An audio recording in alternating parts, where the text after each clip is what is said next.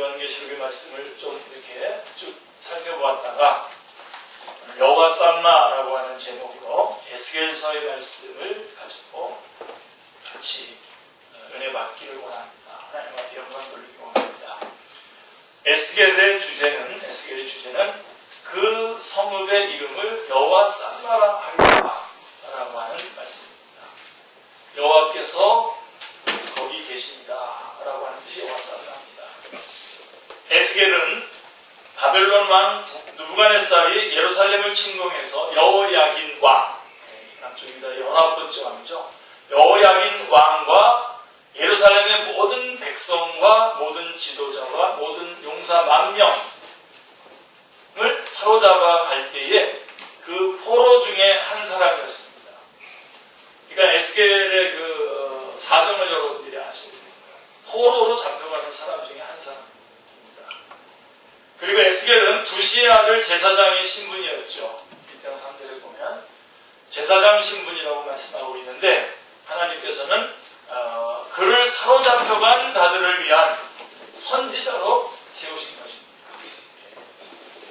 원래 제사장의 신분인데 포로로 잡혀가서 근데 그 포로로 잡혀가는 그 과정에서 그 사로잡혀간 자들을 위한 선지자로 세우심을 받은 사람입니다.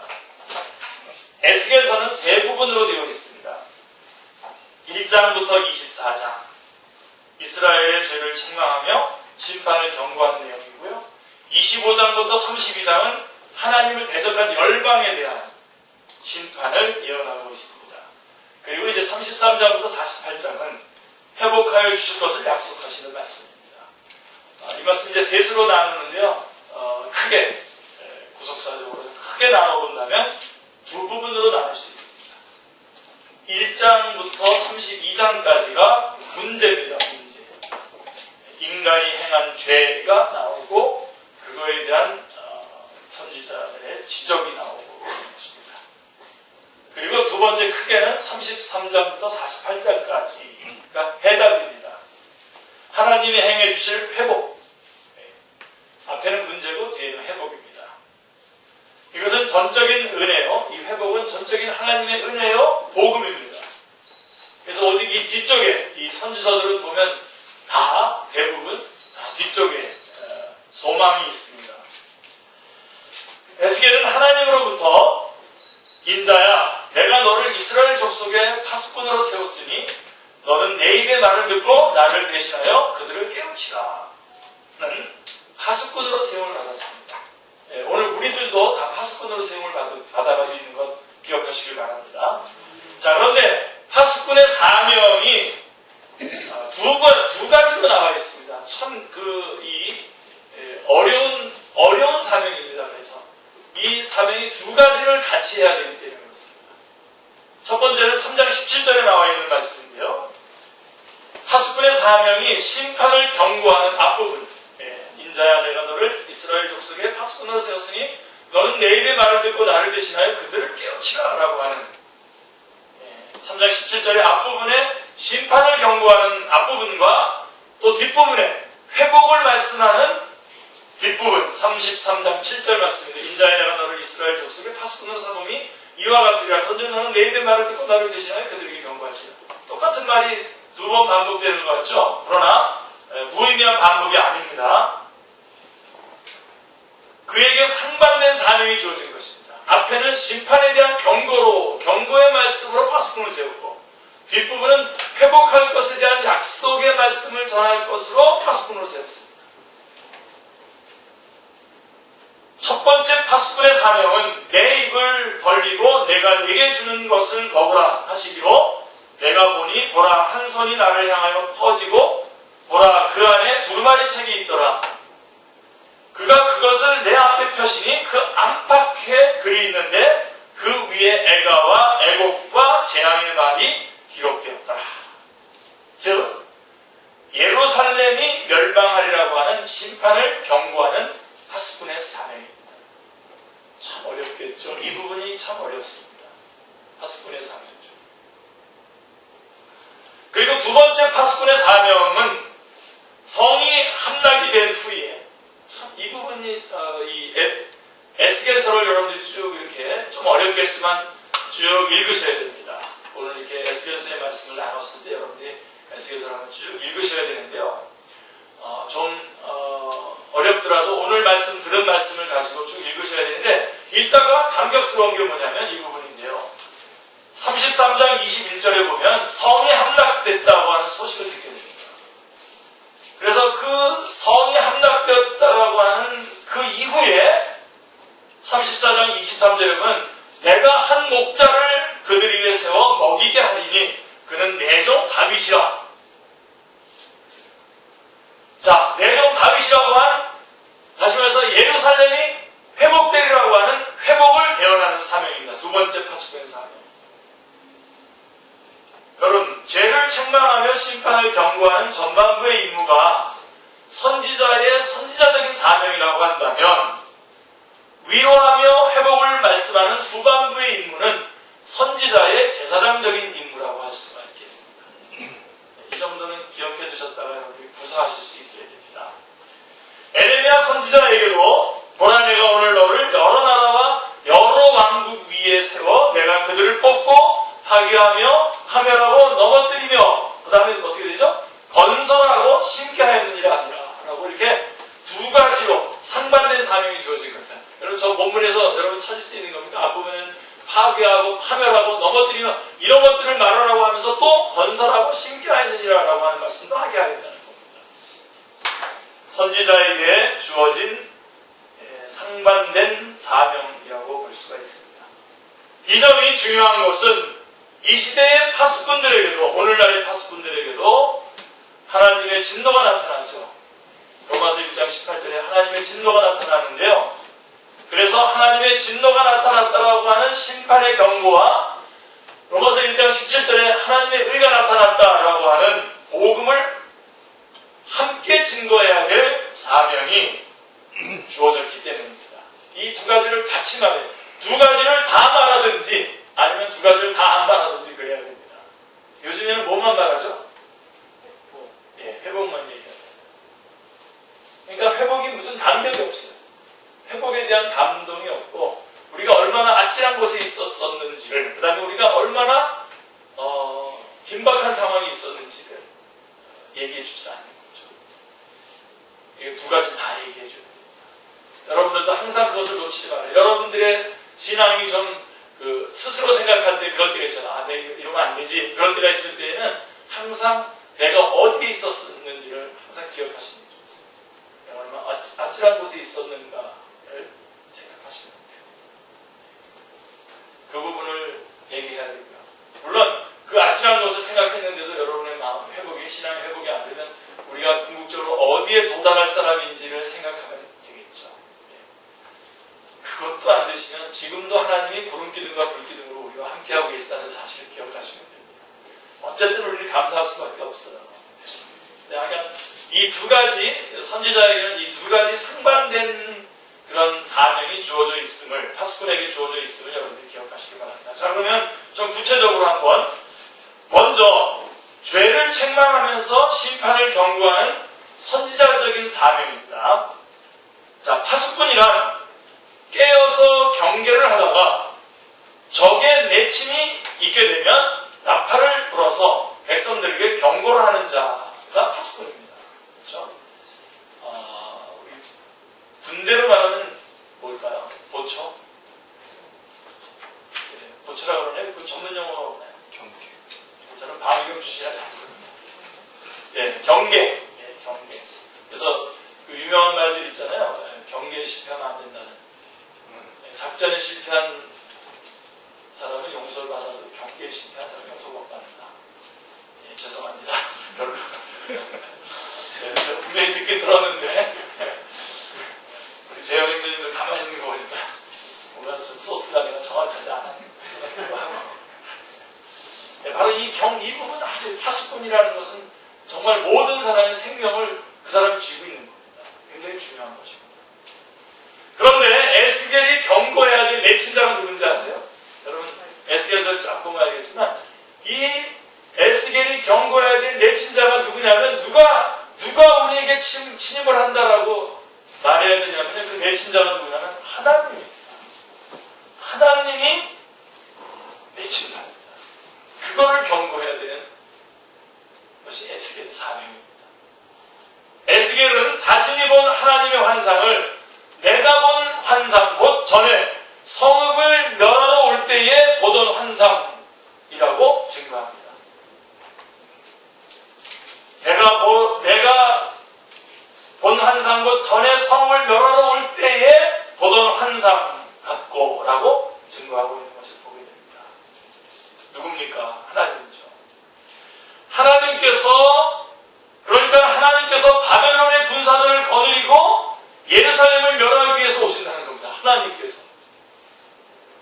도저히 믿을 수 없는 경고를 해야 하는 것이 에스겔의 임무였던 것입니다. 우리 안에서 우리 선교사로 헌신한 사람도 있고, 이제 또 어떤 사람들은 또 사역자로, 목회자로 헌신한 사람도 있을 텐데, 다시 한번 재고할 것을 정말 좋은 의미로 여러분들이 재고할 것을 부탁드립니다. 물론 우리가 선지자는 아니지만 선지자적인 사명을 감당해야 할 텐데, 도저히 믿겨지지 않는, 믿을 수 없는 경고를 눈 시퍼렇게 뜨고 있는 자기 백성들에게 전해야 됩니다. 멀쩡한 사람 껍데기 벗기고 얼굴 껍데기 벗기고 거기다 고춧가루를 뿌려야 되는 그러한 상황에 놓여 있습니다. 그 말을 듣자마자 아시죠? 스테반 같은 사람은 바로 사람들이 돌 던져서 죽여보냈습니다. 자, 하여간 이게 에스겔의 임무입니다. 예루살렘을 멸하기 위해서 오신다는 도저히 믿을 수 없는, 하나님께서 바벨론 군사를 거느리고 예루살렘을 멸하러 오시는 도저히 믿을 수 없는 경고를 해야 하는 것이 에스겔의 임무였던 것입니다. 하나님은 에레미야 선지자에게도, 즉 에스겔하고 에레미야 구분 여러분 잘 하시면서 들으셔야 됩니다. 에레미야 선지자를 통해서도 나는 내 대적이다. 에레미야 선지자에게 말하기를 나는 너의 대적이다 라고 이렇게 말합니다. 에레미야 21장 13절에 여호와의 말씀이라 골짜기와 평원 바위의 주민아 보라, 너희가 말하기를 누가 내려와서 우리를 치려 누가 우리 거처에 들어오려 하거니와 나는 내 대적이다 라고 이렇게 에레미야에게 말씀해주고 있습니다. 경고하고 있습니다. 그러면 애굽에서 구속하여 자기 백성으로 삼으신 하나님께서 어찌하여 자기 백성에게 대적이 되신단 말입니까? 자, 22장 3절 4절 말씀을 보십시오.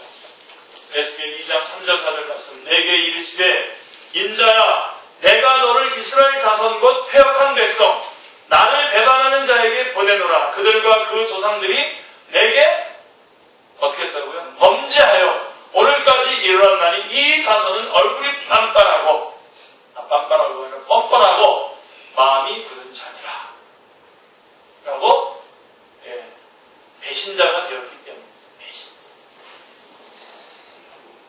에레미야 선지자를 통해서도 유다인과 예루살렘 주민 중에 반역이 있도다 라고, 다시 말해서 배신이 있었다는 겁니다. 패역이 있었다는 것입니다. 에스겔서에 자주 등장하는 패역이라는 말의 원뜻은 반역이라고 하는 뜻입니다. 그래서 지금 개혁 개정으로 다 반역으로 다 바꿔놨습니다. 그러면 이스라엘이 하나님을 반역했다는 구체적인 의미가 무엇입니까? 어떤 반역을 했다는 것입니까? 그 의미가 무엇입니까? 자, 여러분, 제가 이렇게 말하면 이제 우리 축제교회 성도들은 이게 어떤 거에 대한 반역이구나 하는 것을 먼저 딱 떠올리셔야 되죠. 그죠?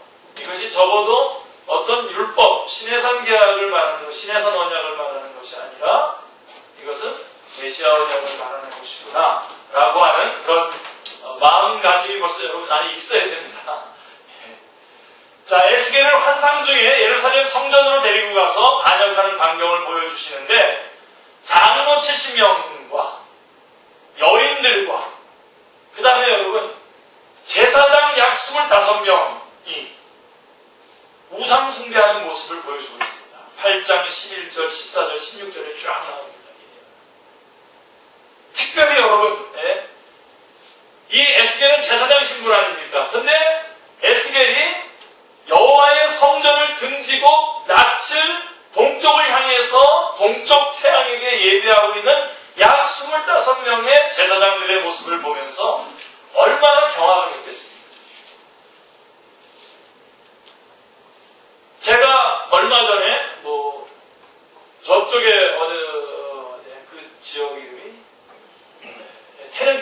가는 그쪽에 가는 길에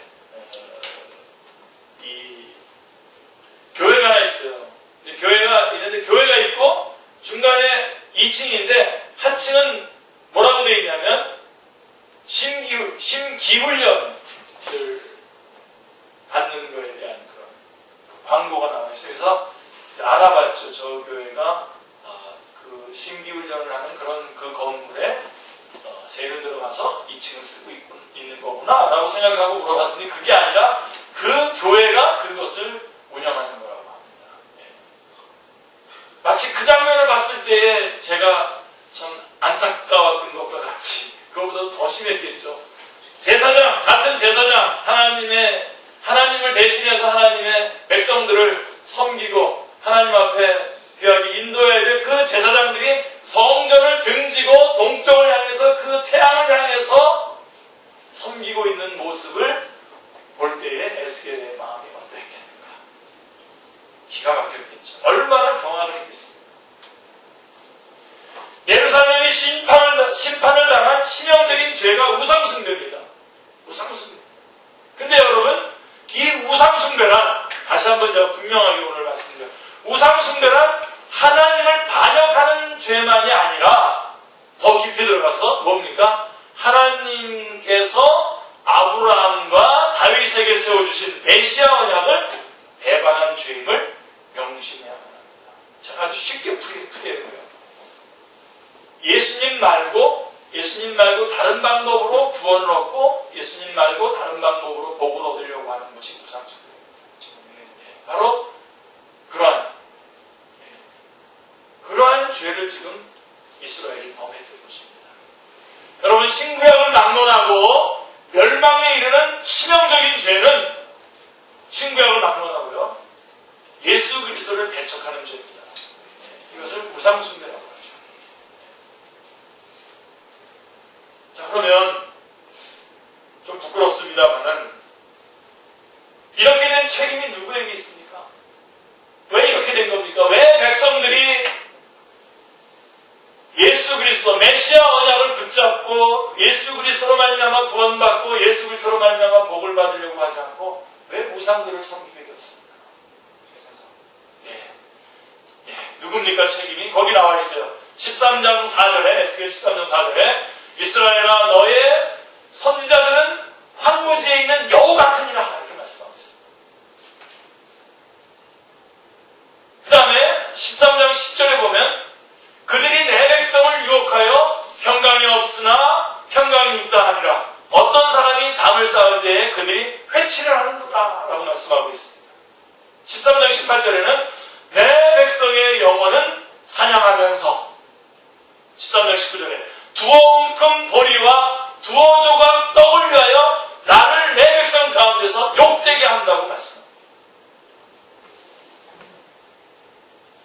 누가요? 선지자, 지도자들이요, 제사장들이요. 하나님으로부터 선지자의 사명을 받은 에스겔이 당시의 선지자들을 가리켜서 여우 같은 선지자들, 담에 회치를 하는 자들, 백성의 영혼을 사냥하는 자들이라고 하시는 하나님의 말씀을 들으면서 얼마나 두렵고 떨렸을 것입니까? 이 점을 에레미야 선지자로 말씀하시기를 이렇게 말했어요. 에레미야 5장 50절, 30절로 31절에 보면 이 땅에 무섭고 놀라운 일이 있도다. 제가 여러분들에게 한번 글을 보냈죠. 이 땅에 무섭고 놀라운 일. 그래놓고서는 5장 30절하고 31절을 여러분들에게 기록해서 보낸 적이 있습니다.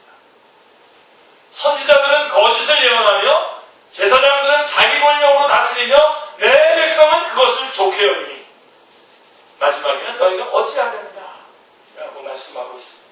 이게 이 땅에 무섭고 놀라운 일입니다. 지진이 일어나고 난리가 나고 전쟁이 일어나는 게 무섭고 놀라운 일이 아니라 내 제사장들은 선지자들은 거짓을 예언하고 제사장들은 자기 권력으로 다스리고 백성들은 그것을 좋아하는 것, 그게 이 땅에 무섭고 놀라운 일입니다. 놓치지 마세요. 관점을 놓치지 마시라. 어느 시대를 낙론하고 백성들이 멸망하게 되는 책임은 지도자들에게 있다는 점을 명심해야 합니다. 예루살렘이 이 지경에 이르렀다면 끝났도다. 이 땅 사방의 일이 끝났도다. 이제는 내게 끝이 이르렀나니 내가 내 진노를 내게 나타내어 내 행위를 심판하고 내 모든 가증한 일을 보응하리라. 내가 너를 불쌍히 여기지 아니하며 긍휼히 여기지도 아니하고 내 행위대로 너를 벌하여 내 가증한 일이 너희 중에 나타나게 하리니 내가 여호와인 줄을 너희가 아니라. 주 여호와께서 이같이 이르시되 재앙이로다. 비상한 재앙이로다. 볼지어다. 그것이 왔도다. 끝이 왔도다. 끝이 왔도다. 끝이 너희에게 왔도다. 볼지어다. 그것이 왔도다. 하고 심판이 목전에 이르렀다고 경고하고 있는 것입니다. 재앙이로다. 비상한 재앙이로다. 그리하여 8장 6절에 보면 나로 내 성소를 멀리 떠나게 하느니라 라고 말씀하고 계십니다. 예. 그래서 8장부터 11장에는요 예루살렘을 심판하시기 전에 성전을 떠나시는 하나님의 모습이 묘사되어 있습니다. 정말 눈물이 줄줄줄줄 나면서 읽을 수밖에 없는 부분입니다. 하나님께서 그 성전을 떠나는, 지금도 다시 눈물이 납니다. 하나님께서 예배를, 우리를 통해서 예배를 받으시고, 하나님께서 예배를 받으시고 우리를 사랑하시고 우리를 구원해 주시고 우리에게 복을 주시고, 거기에서 하나님의 귀한, 하나님의 우리 사이에 교제가 있고 영광이 있고 찬양이 있고 경배가 있어야 될 텐데, 사람들이 하나님을 등지고 지도자들이 하나님을 등지고 백성들이 그것을 또 좋게 여기고, 그래서 하나님께서 성전을 떠나시고,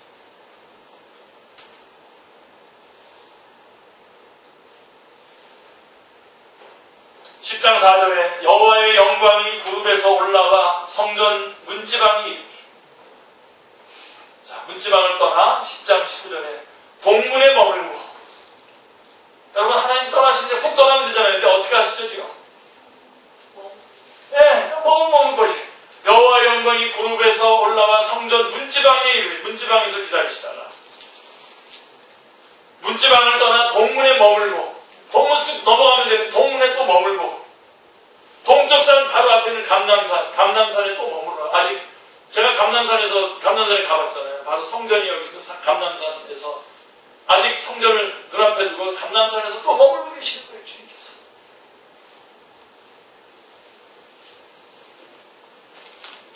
(11장 23절입니다) 그리고 갈대아에 있는 사로잡힌 자 중에 이르렀더니, 그래서 결국은 이제 이스라엘 백성들이 포로되어 있는 바벨론 땅으로 가는 겁니다.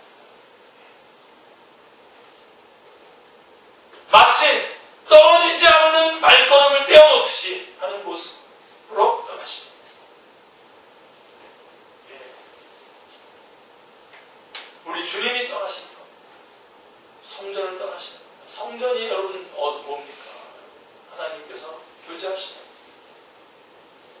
하나님께서 그 모든 시간을 알려주시고 그대로 지으시고 거기서 우리가 하나님과의 교제가 있고 거기를 떠나시고, 그래서 어디로 갑니까? 머뭇머뭇 계속 머뭇머뭇 하시다가 결국은 어디로 가냐면 포로로 잡혀간 자기 백성이에요. 옮기십니다. 어디로 떠나셨습니까? 예, 그들이 도달한 나라들에서 11장 16절에 보면 그들이 도달한 나라들에서 내가 잠깐 그들에게 성소가 되리라 하는 놀라운 말씀을 이렇게 하게 됩니다. 즉 반역을 해가지고 바벨론으로 추방당한 자기 백성들을 어떻게 하시는 겁니까? 쫓아가는 겁니다. 쫓아가는 겁니다.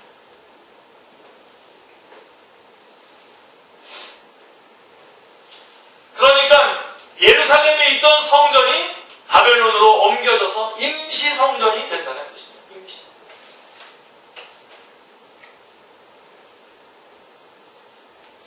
여러분 한 사람 한 사람이 장막인데, 성전인데, 우리 주님은 지금 여러분에게 계십니까? 여러분 안에 머물러 계십니까? 라오디게아 교회처럼 눈먼 상태가 돼서 주님은 벌써 문 밖에 나가 있는데도 모르고서 나는 부여하다 괜찮다 혹시 그러고 있는 거 아닙니까? 문 밖에서 두드리는 소리도 못 듣고 왜 떠나십니까? 하나님 하나님이 아니신데 하나님다우심의 대접을 받아야 돼요. 하나님이 아니시죠.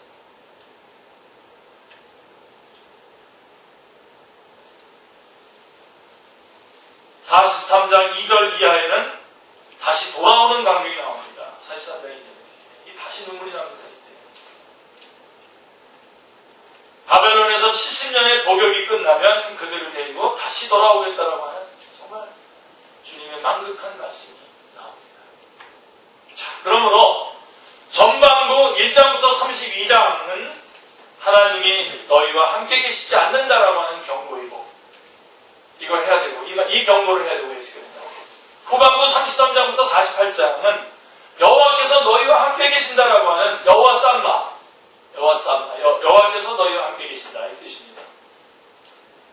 그래서 두 번째 후반부는 여호와 쌈마입니다. 그래서 오늘 제목 여호와 쌈마. 그래서 여러분 예언서는 앞부분을 붙잡으면 우리 살아날 사람 한 사람도 없습니다. 예언서는 무조건 뒷부분을 붙잡으시길 바랍니다. 정말 뒷부분을 붙잡으시길 바랍니다.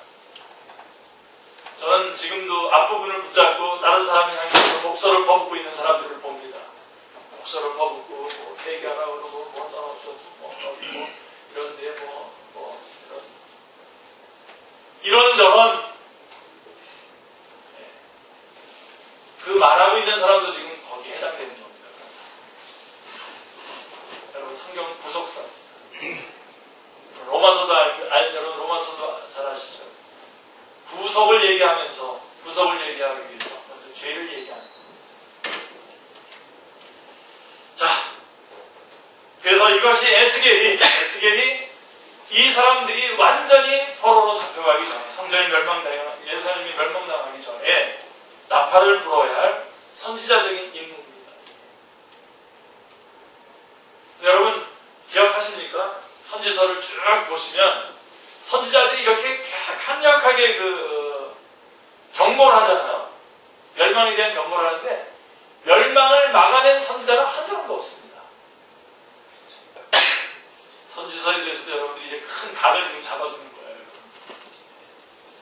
그리고 다시 두 번째 예언으로 바뀝니다. 자, 그래서 이제 위로와 회복을 말씀하는 제사장들의 제사장적인 임무에 대해서 한번 살펴보도록 하겠습니다. 에스겔 선지자는 예루살렘으로부터 도망하여 온 자가 내게 나와 말하기를 그 성이 함락되었다라고 하는 정답을 듣게 됩니다. 자, 이 정답이 이제 이 성경을 이렇게 전반부와 후반부로 나눠줍니다. 자, 예루살렘이 함락되었다. 예루살렘이 함락되었다. 이제 정말 본국이 이제 끝난 겁니다. 해방을 하는 겁니다. 자, 그러면 여러분, 이 성이 함락되었다라고 하는 소식이 절망입니까? 소망입니까? 제가 물어보면 D가 답이니까 소망인데요. 한번 생각해 보셨습니까? 자, 예루살렘이 함락됐다. 자, 성전도 파괴됐고요. 소망입니까? 절망입니까? 절망입니까? 소망입니까? 인간 편에서는 절망이죠. 그러나 여러분, 하나님의 입장에서는 소망입니다. 하나님의 입장으로 보면 소망입니다. 왜냐하면 하나님은 자력구원의 불가능성이 드러난 그 현장에서부터 일을 시작하시기 때문입니다. 인간의 불가능이 고백된 거기서부터 하나님의 가능이 시작되기 때문에 그렇습니다. 저들은 메시아 언약은 버리고 우상을 숭배하면서도 항상 무슨 생각을 했냐면 예루살렘 성과 성전을 믿고 예루살렘 성과 성전이 저렇게 건재한데 우리는 깜짝없어. 괜찮아? 하고선 우리는 멸망하지 않아. 하고선 장담을 하고 있었던 것입니다. 그게 에레미야 28장이에요. 어느샌가 이 예루살렘 성과 성전이 우상이 돼버린 거예요. 무시무시합니다. 인간들은 좀만 삐끗하면 하나님 대신 다른 것을 붙잡으려고 합니다. 기억나십니까? 광야에서 높뱀을 만들어서 죽는다고 했는데 나중에 보면요, 이 노뱀을 나중에까지 섬기고 있었어요. 여러분, 그 노뱀이 살린 겁니까? 노뱀을 두고 하신 하나님의 약속이 살리신 겁니까? 약속이 살린 건데 그 노뱀을 붙잡고 노뱀을 신으로 여겼단 말입니다. 우리 교회 안에 그런 것들이 있는지 잘 보셔야 돼요. 특별히 목회자에 대해서도 여러분들 그렇게 아주 객관화시키셔야 됩니다. 누구 어떤 사람을 우리는 그래서 교회 안에서 영웅을 만들기가 없지 않습니다. 영웅 만들면 영웅 되는 사람이 제일 힘들어요. 만들지 마세요, 제발. 다시 한번 분명히 말씀드립니다. 사람은 믿고 의지할 대상이 아니라 기도해주고 사랑해주고 섬겨줘야 될 대상입니다. 다시 한번 놓치지 마시고. 어쨌든 이렇게 좋은 것이 있을 때 항상 그 곁을 붙잡는 사람들이 있어요. 이 예루살렘 성에 약속이 있고 지원성 아닙니까? 나중에 우리가 예루살렘 성에 약속이 있고 이 성전 안에 약속이 있지만 그것이 하나님은 아니죠. 그거를 딱 붙잡고 마치 삼손이 말이에요. 자기가 나신으로서의 그 실수들을 계속 범하고 있으면서도 그렇게 범하고 있으면서도 자기의 머리카락이 아직도 길다라고 하는 것 때문에 자기가 나신이라고 생각했던 착각을 한 것처럼 이들은 예루살렘 성과 성전을 믿고 절대로 멸망하지 않는다고 장담을 하고 있었던 것입니다. 그래서 에레미야 선지자로 하여금 성전문에 서서 뭐라고 얘기했습니까? 너희가 이것이 여호와의 성전이라 여호와의 성전이라 여호와의 성전이라고 하는 거짓말을 믿지 말라. 그렇게 외치게 하시고 우상이 되어버린 예루살렘 성과 성전을 깨뜨려 버리셔야만 했던 것입니다. 이 하나님의 마음을 여러분 아시겠습니까? 어떤 때에 여러분들이 아주 소중하다고 생각하는 것을 끄집어내서 뺏어가시는 이유를 아시겠습니까?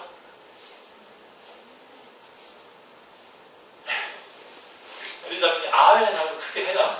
다른 사람들이 내가 같이 넣지.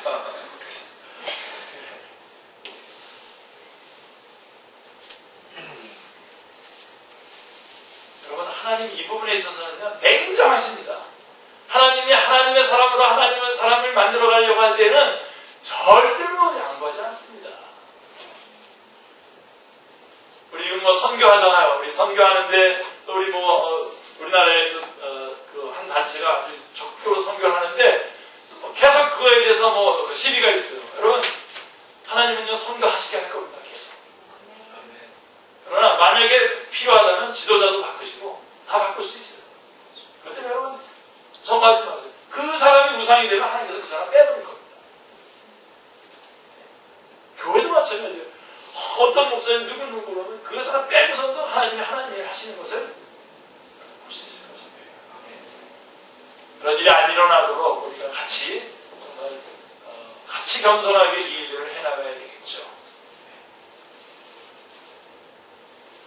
그리고 남은 자들, 그래서 이렇게 해서 이 멸망을 시키고 포로되었던 자들 안에서 남은 자들을 데리고 와서 다시 하나님의 구원의 계획을 이루어 나가시는 것을 보게 됩니다. 그래서 1차 귀환, 2차 귀환, 3차 귀환, 그 바벨론 포로 귀환에도 하나님의 구속 역사를 계속 이어가고 있었다는 것이 역대상에 보시면 잘 나오죠. 역대상 1장부터 10장 안에 거기 족보들이 나오지 않습니까? 주님께서는 그 족보들을 통해서 계속해서 구속 역사를 이어가고 계셨다라고 하는 것을 분명하게 보여주고 있는 것입니다. 그래서 돌아왔을 때 수룹바벨 통해서 1차, 그 다음에 2차, 에스라, 그 다음에 3차 느헤미야 해가지고 계속 귀환해가지고 다시 한번 이스라엘을 하나님께서 그 구속의 역사를 이어가고 있는 것을 보게 됩니다.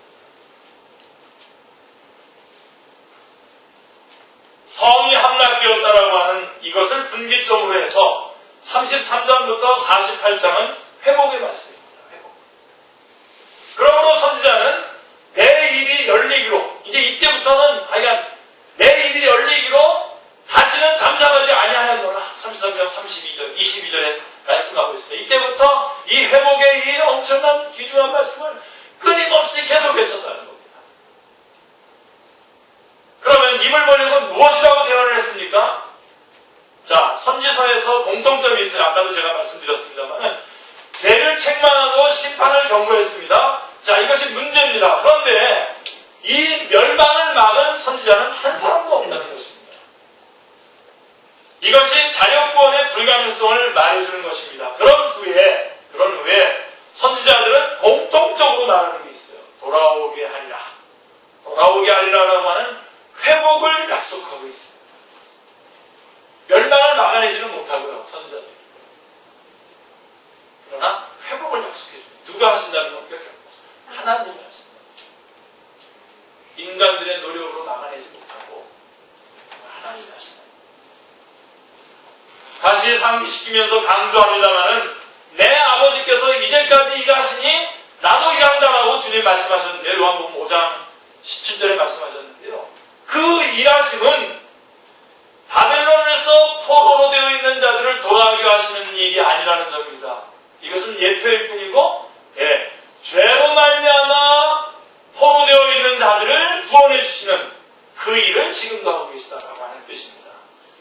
이거를 예표로 하여서, 이 바벨론 포로에서 돌아오는 것을 예표로 하여서 사탄의 포로에서 돌아오게 하시려는 것을 계시하시려고 하는 것입니다. 여기에 해답이 있는 것입니다. 그러므로 주님은 내가 곧 길이요 진리요 생명이니 나로 말미암지 않고는 아버지께로 올 자가 없느니라고 분명하게 말씀하신 것입니다. 아멘. 이 점이 선지자를 상고할 때에 놓쳐서는 안 될 중요한 것입니다. 그러므로 선지서에는 사로잡혀간 자들을 바벨론으로부터 돌아오게 하시겠다라고 하는 이스라엘의 회복과 예수 그리스도를 통해서 만민의 회복을 얘기하는 것이 복합적으로 계시되어 있는 것입니다. 그래서 선지서는 항상 같이 봐야 돼요. 여러 개의 시선으로 뭉쳐있는 것을 같이 볼 수 있어야 된다. 적어도 선지자가 해당되어 있는 그 시점과 예수님의 초림의 시점과 예수님의 재림의 시점이 함께 엉켜져 있어서 함께 외치고 있기 때문에 이것을 볼 때 해석을 잘 해내야 됩니다. 그래서 지금 이 말씀도, 회복에 대한 이 말씀도 이스라엘이 바벨론으로부터 포로가 된 것에서 돌아올 것이라고 하는 그 약속의 말씀일 뿐만 아니라 동시에 이것은 죽었던 자들, 죄 가운데 죄와 사망과 심판과 지옥의 길을 갈 수밖에 없는 자들을 예수 그리스도로 말미암아 구속해내시겠다고 하는 그 회복을 함께 말씀하고 계시는 것입니다. 그래서 여러분, 이 에스겔서를 통해서도 우리는 누구를 만나야 됩니까? 예수 그리스도를 만나야 되고, 이 에스겔서를 통해서도 복음을 전할 수 있어야 됩니다. 아멘. 출애굽을 통해서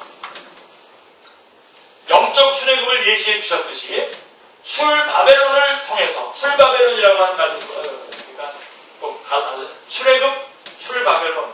그래서 출애굽을 통해서 영적 출애굽을 예시해 주셨듯이 출바벨론을 통해서 사탄의 포로가 되돌아오게 될 복음의 시대를 예시해 주시는 것입니다. 왜냐하면 하나님께서 이루시려고 하는 바가 창세기 22장 18절에 아브라함을 통해서 주신 메시아 언약에 대시로 말미암아 천하 만민이 복을 얻으리니 라고 하신 만민의 구원 계획이기 때문입니다. 하나님은 다만 유대인의 하나님이시냐? 또한 이방인의 하나님은 아니시냐? 진실로 이방인의 하나님도 되시느니라 라고 로마서 3장 29절에 말씀하고 있습니다. 그리고 34장 23절 24절에 보면 이런 말씀이 있어요. 에스겔 34장 23절 24절에 내가 한 목자를 그들 위에 세워 먹이게 하리니 그는 내 종 다윗이라. 잘 보세요. 그가 그들을 먹이고 그들의 목자가 될지라. 나 여호와는 그들의 하나님이 되고 내 종 다윗은 그들 중에 왕이 되리라. 나 여호와의 말이니라 라고 말씀하고 있습니다. 여러분, 지금 이 말씀을 하고 있는 에스겔이 지금 이 말씀을 할 때에 다윗은 벌써 몇백 년 전에, 수백 년 전에 죽은 사람입니다. 그런데 그렇다면 목자와 왕이면서 종인 다윗은 누구를 말하는 겁니까? 목자와 왕이면서 종인 다윗은 누구를 말하는 겁니까? 명백하게 다윗의 자손 예수 그리스도를 말씀하고 있는 것입니다. 다윗의 자손으로 오신 메시아에 대한 예언인 것입니다.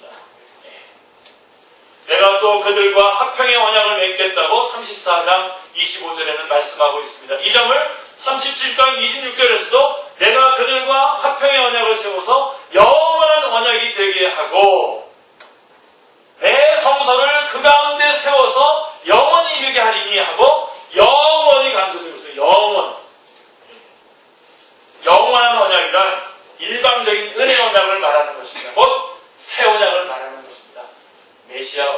성취되는 새 언약을 말하는 것입니다.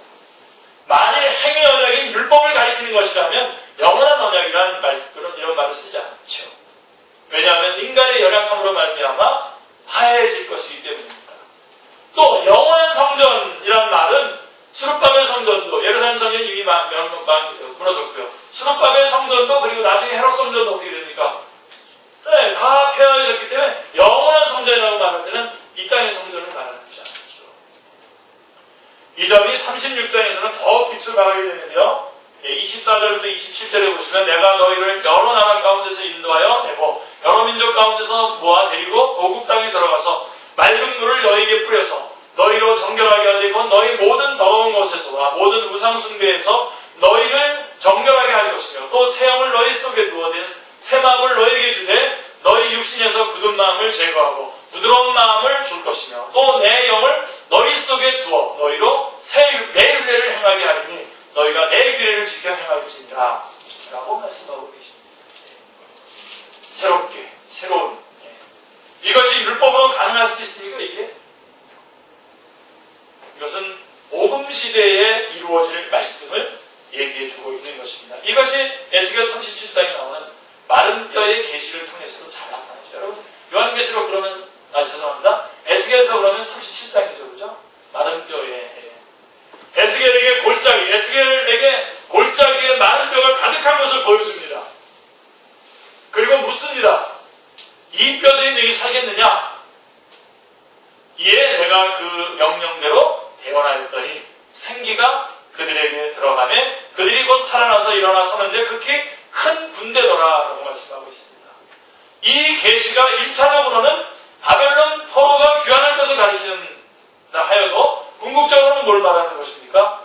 허물과 죄로 죽었던 심령들이 성령님으로 말미암아 거듭남으로 살아나게 될 것을 가리키고 있는 것입니다. 아멘. 자, 이 장면을 여호와 하나님이 땅의 흙으로 사람을 지으시고 생기를 그 코에 불어넣으시니 사람이 생명이 된지라 라고 한 장면과 대조를 해보시기 바랍니다. 명백한 뭡니까? 재창조. 앞에 창조가 창조고 그 다음에 지금 이 에스겔 마른 뼈의 이 모습은 재창조를 의미하는 것입니다. 재창조. 그리하여 40장 이하에서는 성전이 회복되고요. 떠나셨던 하나님의 영광이 동편에서부터 옵니다. 할렐루야. 또 눈물이 나요. 여호와의 영광이 동문으로 말미암아 전으로 들어가고 여호와의 영광이 전에 가득하였더라 라고 43장 2절로 5절은 말씀하고 있습니다. 주님이 돌아오시는 광경이 묘사되어 있습니다. 그리고 성전 문지방 밑에서 물이 흘러나오는데요. 이 말씀은 제가 오늘 아침에도 다시 한번 읽었습니다. 성전 문지방 밑에서 물이 흘러나오는데요. 47장에 바닷물이 소성함을 얻고 강 좌우의 나무가 실과를 맺게 날마다 새 실과를 맺으리라고 말씀하고 있습니다. 그리고 결론은 이렇게 씁니다. 그 성읍의 이름은 여호와 쌍나라 하리라. 여호와께서 거기 계시다. 이것이 하나님의 나라 건설입니다. 임마누엘, 여호와께서 거기 계시다. 여호와 쌍나. 이 말씀이 요한계시록에 이르러서는 어떻게 됩니까? 하나님의 장막이 사람들과 함께 있으면 하나님이 그들과 함께 계시리니 그들은 하나님의 백성이 되고 하나님은 친히 그들과 함께 계셔서 여기에서 완성이 되는 것입니다. 그래서 이 에스겔 37장의 말씀을 읽을 때에 요한계시록에 있는 이 21장에 있는 말씀을 읽는 것과 같은 그런 느낌을 얻게 됩니다. 이것이 에스겔이 대언해야 될 제사장적인 회복의 메시지입니다. 자, 그리고 에스겔에서 하나만 더 살펴봤으면 좋겠습니다. 에스겔의 예언자적인, 에스겔 예언자의 예언자적인 사명, 그 다음에 에스겔 선지자의 제사장적인 사명에 대해서 우리가 하나만 더 에스겔에서 점검했으면 좋겠습니다. 에스겔의 가장 두드러진 특징 중에 하나는 하나님의 주권입니다. 하나님의 주권.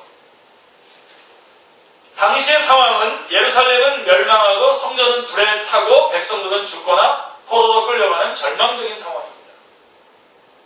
그리하여 어떤 자는 절망하고 어떤 사람들은 의심하고 어떤 사람들은 반항하는 일이 벌어지게 되는 것입니다. 자, 이럴 경우에 대두되는 것은 정의로운 하나님은 정말 살아계신가? 라고 하는 신정론이죠. 신정론. 하나님이 계시다면 왜 저렇게 고난을 당하는가, 이런 거지 않습니까? 그러므로 에스겔서에는 이런 말씀, 이 하나님의 주권에 대한 말씀들이 나오는데, 나를 여호와 하나님인 줄 아니라 라고 하는 말이 한 70회 이상 나옵니다.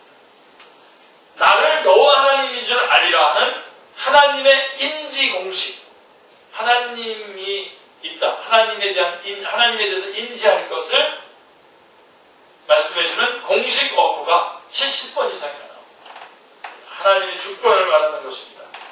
한번 살펴볼까요? 37장 4절에 보면, 내가 너를 불쌍히 여기지 아니하며 긍휼히 여기지도 아니하고 내 행위대로 너를 보하여 내 가증한 일이 너희 중에 나타나게 하리니 내가 여호와인 줄을 너희가 알리라. 10장 4절. 그리고 예루살렘을 심판하심도 여호와인 줄을 알게 하시기 위해서요. 그 다음에 12장 15절에 보면, 내가 그들을 이방인 가운데로 흩으며 여러 나라 가운데 해친 후에야 내가 여호와인 줄을 그들이 알리라 하고, 포로가 되어 가심도 여호와 때문인 줄 알게 하시기를 위함이고, 그 다음에 34장 27절에 보면, 내가 그들의 멍에에 나무를 꺾고 그들을 종으로 삼은 자의 손에서 그들을 건져낸 후에 내가 여호와인 줄을 그들이 알리고 하고, 포로에서 귀환케 하심도 여호와인 줄을 알게 하시기 위해서라고 말씀하고 있는 것입니다. 경고하는 것도, 그 다음에 그래서 심판하시는 것도, 그리고 포로로 잡혀가는 것도, 그리고 다시 회복되는 것도, 이 모든 것도 다 여호와께서 하신 것이다 라고 하는 것을 알게 하시려고 하는 것이다 라고 하는 것입니다. 특별 계시인 성경은, 오늘 우리 오후 시간에 우리 청년부에서는 계시에 대해서 같이 나눌 때 이제 일반 계시, 특별 계시가 나오는데, 계시, 특별 계시인 성경, 특별 계시는 성경입니다. 성경은 물론 이 성경, 특별 계시인 성경과 자연 계시, 일반 계시라고 하죠. 그래서 자연, 역사, 섭리, 재난, 이 모두가 하나님을 알게 하시려고 하는 자기 계시인 것입니다. 물론 구분은 해야죠. 일반 계시는 구체적으로 구원에 이르게 하기까지는 못합니다. 하나님을 알게 하는 것까지는 하죠. 자, 그래서 이 하나님의 주권이 가장 강조되는 것이 에스겔서에서는 36장입니다. 이제 마무리해볼까요? 36장 22절에 보시면, 그러므로 너는 이스라엘 족속에게 이르기를, 주 여호와께서 이같이 말씀하시기를, 이스라엘 족속아, 내가 이렇게 행함은, 바벨론에서의 귀환을 행함은 너희를 위함이 아니요, 너희가 들어간 그 여러 나라에서 더럽힌 나의 거룩한 이름을 위함이라 라고 말씀하십니다. 제가 아까 두 가지만 얘기하고 마칠 수도 있지만 이 부분 때문에 제가 못 마친 겁니다. 여러분, 우리의 구원이 더 중요한 것이 아니라 뭐가 더 중요한 겁니까? 하나님의 명예, 하나님의 영광. 정말 괜찮습니까? 정말 그게 그렇게 하는 게 좋습니까? 네.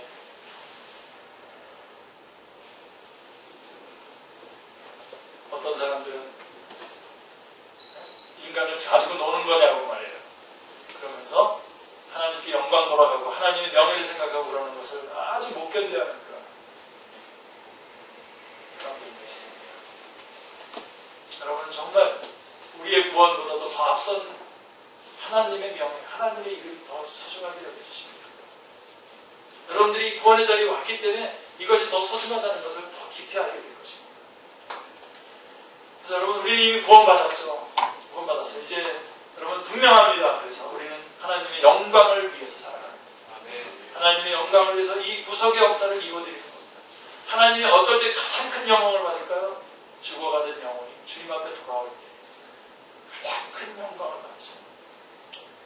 더럽혀졌던 하나님의 이름이 그곳에서 그가 주님 앞에 돌아오므로 하나님의 이름이 회복되는 것입니다. 영광의 자리로 돌아옵니다. 여러분, 가정 안에서, 여러분이 속한 학원과 직장과 사업장에서, 여러분이 속해 있는 단체나 여러분이 같이 있는 어떤 그룹들 안에서 이것이 우선적으로 세워진 놀라운 역사가 여러분 가운데 있기를 바랍니다. 저들을 사랑하지 않았다는 그런 뜻이 아니죠. 돌아오게 할 자격이나 공로가 있어서가 아니라는 뜻입니다. 그래서 이스라엘 족속아, 너희 행위로 말미암아 부끄러워하고 한탄할지어다라고 했던 것입니다. 더러워졌다는 말이 36장 20절부터 23절에 5번이나 나옵니다. 저들로 말미암아 하나님의 거룩하신 이름이 더럽힘을 받았다는 것입니다. 여러 나라 가운데서 더럽혀진 이름 곧 너희가 그들 가운데서 더럽힌 나의 큰 이름을 내가 거룩하게 할지라라고 말씀하고 계시는 것입니다. 자, 그런데 우리가 유념해야 할 점은 하나님의 거룩하신 이름이 더럽힘을 받은 근원적인 일은 에덴에서 일어났다는 점입니다. 그러므로 추방당한 아담의 후예들이 돌아와야만 하나님의 이름과 명예가 완전히 회복되는 것입니다. 다시 말해서 다시 여자의 후손으로 말미암아 우리가 구원받아야만 회복이 되는 것입니다. 그러므로 하나님의 구원 계획에는 하나님의 거룩하신 이름과 명예가 걸려 있습니다. 그래서 제가 다시 한번 말씀드립니다. 우리의 구원은 절대로 취소되지 않습니다. 그렇기 때문에 어설프게 사탄이 여러분들에게 와서 여러분의 구원을 가지고 특별히 저 무슨 귀신 영화 이런 거 여러분 그런데 귀신 영화 보다가 정말 하나님이 계신 건가? 정말 구원 받은 것만 나도 저렇게 되는 거 아니야? 그러면서 헷갈락하지 마시기 바랍니다. 그런 거 보지 마세요. 내가 박신양을 내가 좋아하는데 또 무슨 무당으로 나온다고 해서 그 다음부터 싫어합니다. 그게 뭐예요 그게? 저는 그래도 무슨 영화 보는데 애정 영화 이런 게 좋지 그냥 진짜로 막 그런 속 끓고 그런 게 좋지 짠해가지고 뭐가 바뀌고 뭐 기적이 일어나고 막 신비적으로 이렇게 하고 그런 거 다 싫어요. 여러분들도 싫어하시기 바랍니다. 이런 거는 안 따라하셔도 돼요. 여러분 우리의 구원이 여러분 엄청나게 소중한 겁니다. 하나님의 명예가 걸려있는 거예요. 이런 게 우리가 우리가 죄 짓지 말아야 되지만 어떤 실수 한번 했다고 해서 그것 때문에 취소가 되고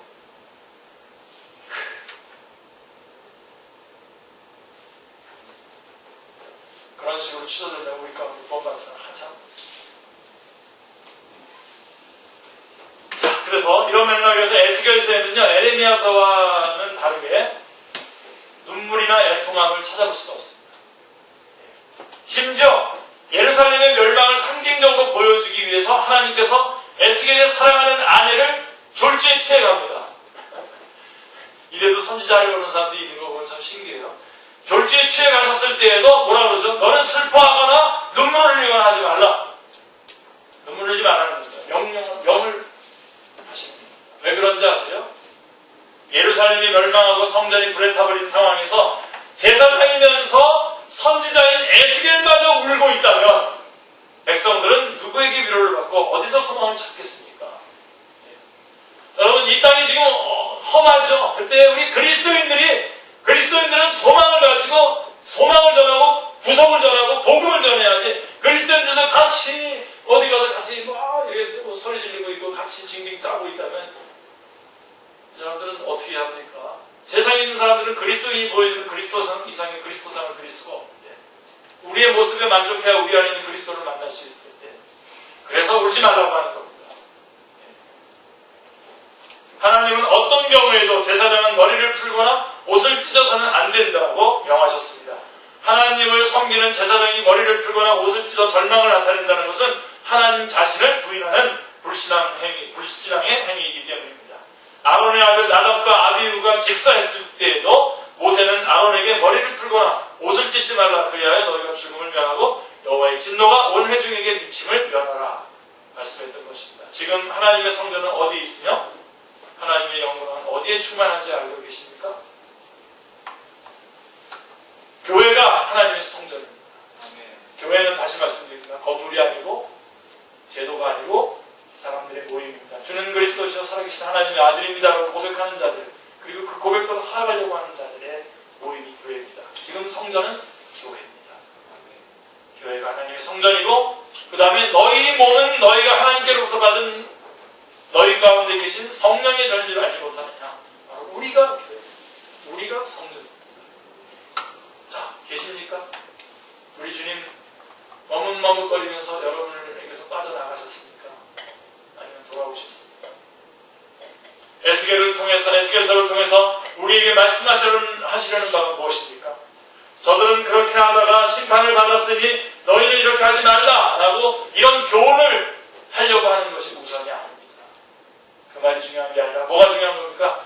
자신이 죄인이라고 하는 자력구원의 불가능성을 깨닫고 구원은 오직 예수 그리스도의 대속을 의지할 것뿐이라고 하는 오직 복음, 오직 은혜입니다. 그리고 이 은혜를 입은 자에게는 하나님의 이름이 결부되어 있다고 하는, 명예가 결부되어 있다고 하는 그 정체성을 깨닫고 이제 그 거룩을 드러냄으로써 하나님께 영광을 돌리는 삶을 살아야 한다는 그런 결단을 우리에게 촉구하고 있는 거죠. 네, 기도하겠습니다. 하나님, 오늘 에스겔서의 말씀을 통해서 주님, 저희 안에서 머물기를 원하시는 저희의 주님이신 것을 다시 한번 깨닫습니다. 주님, 저희들이 주님만 붙잡습니다. 주님만 의지합니다. 주님의 그 의롭게 하신 그 주님의 그 칭의 교리를 붙잡습니다. 주님을 통해서 구원받고 주님을 통해서만 복받기를 원합니다. 주님께서 행하신 것들을 인정하고 저희들의 구원이 하나님의 명예와 결부되어 있었던 것을 다시 한번 확인합니다. 하나님, 이제 남은 생에 주님의 영광을 드러내는 복된 생을 살아가게 하여 주옵소서. 성령님, 저희 안에 역사해 주옵소서. 주 예수 그리스도의 이름으로 기도드립니다.